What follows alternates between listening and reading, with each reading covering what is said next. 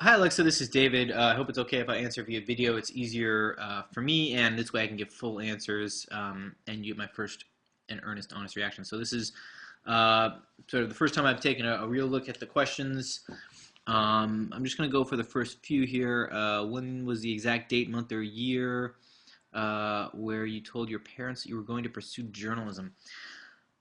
Uh, I don't really know if I know the exact.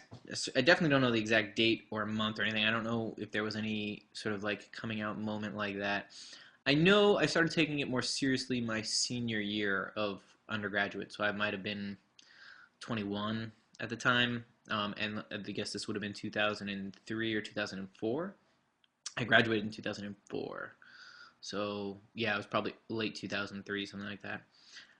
Yeah, and I don't even know if it was really a conversation. It was just, they sort of saw me pursuing it more and more. Did they try and convince you otherwise? Was there something else they wanted you to pursue? Not really. My parents were actually always very supportive, very much of the, you need to do what you wanted to do kind of philosophy. Um, yeah, I don't think there was any too much pressure to go into anything else. I think my father and my mother worked together at a law office. My father was a lawyer, so maybe there was a little bit of that, but never anything, no undue pressure or anything like that. I said writing for Wired helped your dad become more supportive of your choice, but when exactly did you start working for Wired and why? So after I graduated college, I moved to San Francisco, and I was working as an intern at the Commonwealth Club magazine, and and then I was also working at the JCC, the Jewish Community College of Jewish Community Center of San Francisco. And while I was there, I was also kind of always on the computer looking for different opportunities, and one of them was an internship at Wired. And so it wasn't, I don't remember when, but it was maybe 3 months, 4 months. Actually, it was probably like 4 or 5 months after I had graduated college.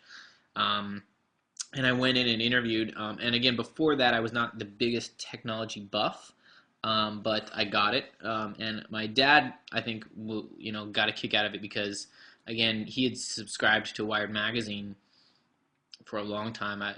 Sometime in the mid to late '90s, when it was still a young magazine and it had those colors. I don't know how to describe them. They were sort of like sherbet orange. Anyway, so he got a kick out of that. He liked that it was a magazine that he sort of knew and liked. Although I didn't write for the magazine, I was working for the website, which was technically owned by a different company at the time. It was owned by Lycos, which is an old search engine. Now, Condé Nast, which had bought the magazine, then later bought the website. So now the two are sort of merged. But I worked for it when they were technically two different companies. So I worked for the website, but they had a branding relationship with the magazine. So the website would do daily kind of news, tech news, and journalism, and we would host the magazine content. And then the magazine didn't really have a website. They would just put their content on our site, wired.com. And for the most part, nobody knew the distinction or the fact that they were two different companies, but it was always a kind of interesting thing from my perspective. Yeah, so if you have any other questions, let me know, and I hope this helps.